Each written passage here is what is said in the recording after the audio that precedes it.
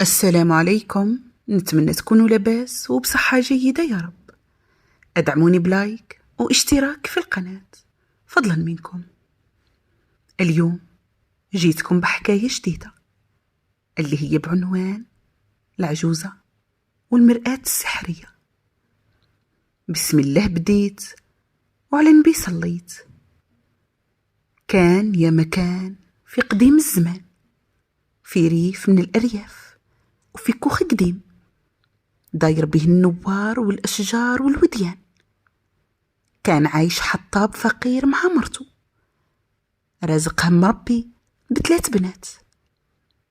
كان الحطاب كل يوم يروح للغابة يحطب، ومن بعد يجمع الحطب ويروح به للسوق يبيعه، يجيب القضية لمرته وبناته من ماكلة وشراب. وكان النهار اللي يكسب فيه بزاف يشري البنات ولبسها. المهم كانوا عايشين بالقليل وحامدين ربي. بصح البنت الكبيرة كانت دايما تتأفف وكارهة من معيشة الفقر، وكانت دايما تقول لباباها اشري لي حوايج جدد. كانت أنانية بزاف وتحب نفسها، وكانت مغرورة بجمالها لأنها كانت من أجمل البنات. وكانت دايما تحلم وتتمنى بتاجر غني يخرجها من هذا الفقر اللي هي فيه. البنت الوسطانية كانت هي تاني تحب روحها وما يهمها حد. أما البنت الصغيرة كانت مختلفة عليهم في زوج. كانت تتحن على أمها وتعاونها في أعمال البيت، وكانت ما تشكيش من الفقر ودايما حامدة ربي. كانوا البنات في ثلاثة كل يوم يروحوا يعمروا الماء من الواد. هذاك الواد كان قريب ليهم، وكانت الطفلة الكبيرة والوسطانية يحبوا يروحوا للواد كاش ما يلقاوا راجل غني يتزوجهم. كانت هذه هي حياتهم. وفي يوم من الأيام الحطاب وهو كالعادة يحطب شاف حنش كبير تحت شجرة. كان رايح يطلع وياكل أولاد الطير. زرب ورمى الفاس تاعو عليه وقتلو. هو هكاك وجا هداك الطائر وعرف باللي الحطاب أنقذ ولاده من الحنش. شاف الطائر مع هداك الحطاب وقال له يعطيك الصحة على الشي اللي درتو، أروح معايا، انت راك باين راجل طيب وانا درك نكافيك. وقال له تبعني. رغم انه الحطاب دهش فيه كيفاه طير يهدر، تبعه. وبعد مدة من الزمان وصلوا لواحد الكهف، كان ورا واحد الشجرة كبيرة. قال له الطير ادخل ودرك تلقى هدية مني جزاء ليك على إنقاذ ولادي. وراح وخلى هداك الحطاب. طل هداك الحطاب لقى صح كهف صغير ومظلم. قص غصن تاع شجرة وشعله ودخل. كان يقول في نفسه والله غير عجب، أنا عمري شفت هاد الكهف وأنا حياتي كاملة في هاد الغابة. لما دخل شاف حاجة تلمع، راح ليها لقاها مراية قديمة. قابلها وقعد على صخرة، شاف معها وقال باينة باللي بنتي الكبيرة كون ندي لها هاد المراية تفرح بها بزاف، لأنها كانت تحب روحها ودايما تشوف روحها في المراية. هو ذكر اسم بنته وهو شافها في هديك المراية، شافها قاعدة وتمشط في شعرها. دهش الحطاب من الشي اللي شافه، ومن بعد قال هذه مرآة سحرية، وعرف باللي أي واحد يذكر اسمه يشوفه فيها. زاد ذكر اسم مرته، وإذا بيه يشوف فيها تخدم بجد ونشاط في هذاك الكوخ. بدأ الحطاب يطمئن على عائلته وبقى يذكر اسم كل وحدة منهم. كان يشوف وهو يتبسم، بصح كاينة حاجة ما عجبتوش. وهي أنه بناته الكبار ما يعاونوش في الدار ولاتقين غير برواحهم. قرر الحطاب باه يخلي المراية كسر عنده، وراح كمل خدمته كي العادة. ولما قرب المغرب هز الحطب وتوجه للبلدة باش يبيعو. تردد هذاك الحطاب في أنه يقول لزوجته على سر المراية، ومن بعد قرر به ما يقول لحد منهم ويبقى يطمئن عليهم فيها. وبقى على هذاك الحال مدة. كان لما يروح للكوخ ويسقسي بناته كيفاه عداو نهارهم، كانوا يردوا عليه ويقولوا له رانا عديناه في الخدمة ومعاونة تما. الأم كانت تسمع وتسكت، بصح الحطاب كان يعرف كل شيء عليهم وكان يقول لهم واش كانوا يديروا. وكانت مرته وبناته لما يخبرهم واش يديروا يدهشوا ويقولوا باينة كاينة حاجة اللي خلاته يعرف هاد الشيء. روح يا ايام وروح يا ايام، مرض هذاك الحطاب المسكين، حكم الفراش وكانت زوجته تعتني بيه وبناتها الكبار يجيبوا الماء. بصح البنت الصغيرة قالت أنا نخدم خدمة بابا، وكانت تروح كل يوم للغابة تحطب ومن بعد تدي هذاك الحطب للسوق وتبيعه. كانت تتعب مسكينة في هاد الخدمة الشاقة، بصح كانت تخدم بجد. وفي ليلة من الليلات حس الحطاب باللي رايح يموت. عيط لبناته ومرته ووصى البنات على امهم وكلهم ما تتخلاوش عليها خلاص وعاونوها. ومن بعد قال لهم وروحوا خليوني مع امكم. لما راحوا قال لمرته على السر تاع المراية ودلها على طريقها.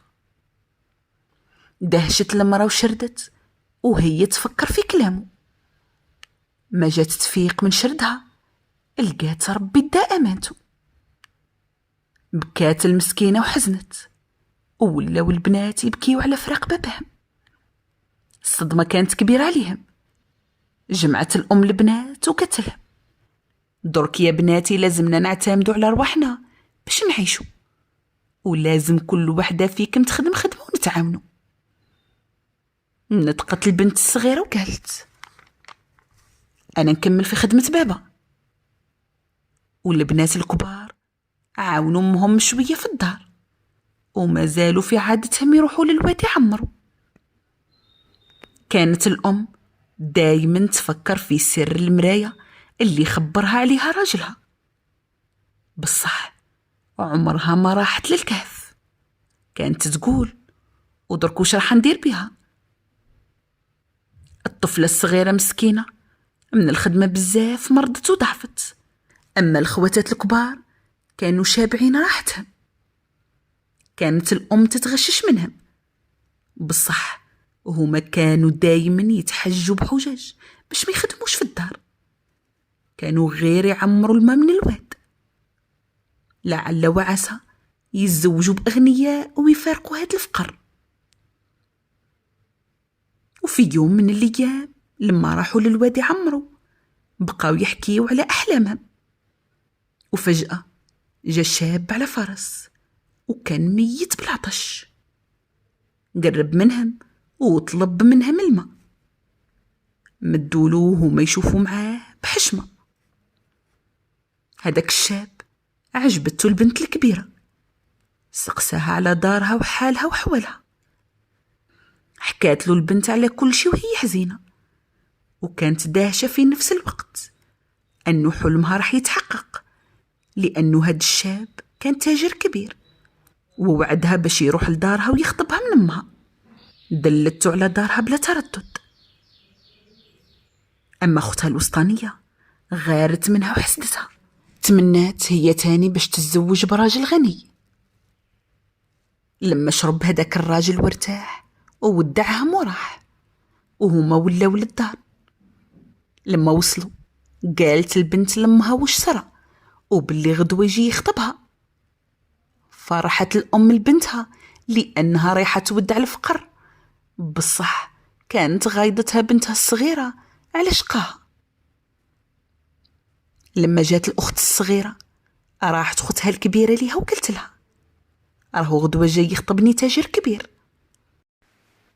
فرحت لها الأخت الصغيرة من قلبها. باتت الأخت الكبيرة هذيك الليلة وهي فرحانة وريحة تطير من الفرحة. ولما صبح الصباح جا التاجر وكان عنده وعدو ليها. شاف حال العائلة كيفها عايشة ووعد امها باللي رايحة تعيش معاه في خير وهنا وباللي ما رايح يخصها شي. وما طولوش وداروا العرس وراحوا لقرية التاجر اللي كانت بعيدة على الكوخ. وودعت الأخت امها وخواتاتها وبكات هذيك الأم على بنتها على خاطر رايحة تتوحشها. البنت وعدت امها باش تجي تزورها ساعة على ساعة. أما الأخت الوسطانية ملي تزوجت خوتها وهي في هم على خاطر رايحة تولي تجيب الماء وحدها، وزيد كانت حاسدتها بزاف. راحت شهور وجات شهور والبنت الكبيرة ما بان عليها حتى خبر. توحشت همها بصح كانت تطمن روحها وتقول راهي عايشة في هناء. وفي يوم من الأيام ولما كانت الأخت الوسطانية تعمر من الواد جاها شاب وطلب منها الماء. مدت له هي حشمانة عجبته وصار معها مصرة مع أختها. فرحت البنت على خاطر رايحة للعز وتفارق حياة الفقر. وراحت تجري وخبرت امها وفرحت لها بزاف. ولما جات خوتها الصغيرة حكات لها وفرحت لها تاني من قلبها. الغدوة جا هداك الشاب وتزوجوا وما طولوش وخلات امها وخوتها وحدها وودعتهم وهي طايرة بالفرحة. بقات البنت الصغيرة مع امها في البيت وزادوا المشاق عليهم. بصح كانت فرحانة على اللي قاعدة تخدم في امها. فاتوا أيام وشهور وما سمعت الأم على بناتها حتى خبر. كانت مشتاقة ليهم وتفكرت في لحظة المرآة السحرية. بصح سنات وقالت بلاك يجيو يزوروني. البنت الصغيرة في يوم وهي رايحة تحطب كالعادة طاحت وتكسر رجلها وبقات تعيط باش يسمعوها ويجيو يساعدوها. ومن زهرها سمعها شاب كان حاكم حشاكم حمار. توجه ليها وساعدها وحطها على هداك الحمار ووداها للدار بعد ما دلتو عليها. لما تعرف الشاب على الأم وعرف حالهم راح للغابة وهز هداك الحطب وباعه وجاب لهم الدراهم. الشاب هذا كان شاب طيب وولا كل يوم يدير واش كانت تدير البنت الصغيرة. ومع الوقت حبها لجمالها والعطف تاعها على امها. الخواتات الكبار ما جاوش خلاص وما سقساوش وكانت امهم مسكينة محروق عليهم.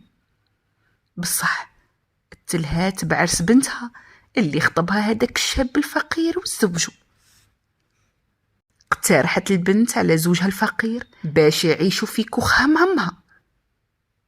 بصح هو رفض وقال لها انا عندي بابا راجل كبير ومسن وزيد راهو مريض في الفراش ما نقدرش نخليه وحده. حزنت البنت وبكات وهي تخمم على امها. طمنتها امها وقالت لها الله غالب يا بنتي روحي لدارك هذه هي سنة الحياة. راحت البنت وبقات هذيك الأم وحدها. وفي يوم من الأيام خرجت وقعدت قدام الكوخ بقات تسمع في صوت الماء. وهي هكاك جات في بالها المراية السحرية. قالت لازمني نروح اليوم باش نعرف أحوال بناتي. وراحت وتبعت الطريق اللي قالها عليها راجلها. وبعد وقت طويل ووصلت لهداك الكهف. حكمت المراية ومن بعد حبت تكتشف البلاصة وهي تدور فيه. شافت حفرة قربت منها لقات فيها الذهب والجواهر. دهشت وهي حايرة من الشي اللي لقاته. راحت هديك الأم وهزت المراية ورجعت للكوخ، وفي بالها قداش من سؤال ما لقيتلوش جواب. لما وصلت قابلت هذيك المراية وسقسات على بنتها. بدات بالبنت الكبيرة. لما ذكرت اسمها شافتها في المراية تمشط في شعرها. كانت قاعدة فوق فراشها والذهب داير بها من كل بلاصة. وجاها راجلها وسقساها على امها وقالها: لا كانت تحبي تروحي نديك. بصح هي قالتلو: ما نروحش، انا كرهت من حياة الفقر، ما تزيدش تفكرني بما. لما سمعت امها كلامها جرحت بزاف، بصح ما حبتش تصدق. زادت ذكرت اسم بنتها الوسطانية ولقاتها قاعدة تطل من الطاقة وتتفرج على المناظر وهي فرحانة. شوية وشافت راجلها دخل عليها وقالها: وش رايك كون نديك عند امك؟ زادت ردت عليه بالرفض وقالت له: لا ما نروحش، راني قاعدة هنا مرتاحة. تقهرت هذيك الأم، جرحت من كلامهم بصح ما حبتش تصدق. قالت: خلي غدوة الصباح نقصد ربي لديارهم، وراني متأكدة باللي ما رايحش يكون ردهم كما لقيتو في هاد المراية. لما طلع النهار راحت مسكينة تمشي بالخطوة ووصلت لدار بنتها الكبيرة. لما طبطبت على الباب خرجوا لها الخدم. راحوا هدوك الخدم لبنتها وقالوا لها: راهي جات امك وراهي تستنى فيك قدام الباب. نطقت ليهم وقلت لهم: هادي بالك تكون طلابة، انا ما عنديش امه، مشي من قدامي، روح عوزها. وسمعت امها المسكينة كلامها وزادت غاضتها روحها بزاف. راحت والدم نشف في ركايبها. بقات تمشي وخرجت من هذيك البلدة، وهي في الطريق أغلبها النوم وطاحت رقدت. للصباح زادت توجهت لبلدة بنتها الوسطانية. كانت تقول في بالها: يا ربي وما نلقاش منها نفس ردة الفعل. لما وصلت للبلدة بقات تسقسي في الناس ودلوها على الدار. راحت وطبطبت على الدار وفتحوا لها الخدم. قالت لهم باللي هي أم فلانة. راحوا الخدم وخبروا بنتها الوسطانية. هبطت تجري هذيك البنت وحضنت امها وهي تبكي. فرحت الأم بها ودخلوا البيت. طلبت هذيك البنت من الخدم باش يجيبوا ماكلة لامها. ولما عرف زوجها عيط لها وبدا يعيط عليها وقال لها: انا مانيش قاعد نخدم على امك. بقات تترجاه وتقول له: نقص في صوتك، راهي دوك تسمعك. وهو يقول لها: انا قلت لك روحي انتي عندها، ماشي تجيبيها عندي. لما سمعت الام ما حبتش تدير المشاكل لبنتها وخرجت مسكينة من دار بنتها وهي حزينة. في اليوم الثالث توجهت طول الكوخ بنتها الصغيرة. طبطبت عليها وحلت لها بنتها وكلها فرح وسعادة. حضنت امها وبقات تبوس فيها وتبكي. زاد جا زوجها ورحب بيها وقال لها: ابقاي معنا يما. قعدت معاهم شوية وضيفتها الشي اللي كتبوا ربي. قالت لها بنتها: ابقاي يما معنا، واش تروحي ديري وحدك في هذاك الكهف؟ نطقت لها امها وقالت لها: لا يا بنتي، ابقاي انت هنا مع راجلك، وانا راني تعودت حياة الوحدة. زادت غاضتها بنتها الصغيرة، بصح واش رايحة دير؟ حضنتها وقالت لها: نوعدك يما باللي رايحة نزورك في أقرب وقت. وراحت هذيك الأم وهي فرحانة من بنتها الصغيرة وحزينة من الشي اللي صرا مع بنتها الأخرين. ووصلت للكهف تاعها وقعدت وعاشت أيام وهي حزينة وتفكر. في يوم من الأيام لما خلصت خدمتها تاع الدار خرجت برا كالعادة قاعدة تتونس بصوت الماء. تشوف من بعيد في بنتها وراجلها جايين وجايبين سرر نتاع القش. وهنا عرفت باللي أب زوج بنتها مات. من جهة فرحت لأنهم رايحين يعيشوا معاها، ومن جهة حزنت على هداك الراجل الطيب.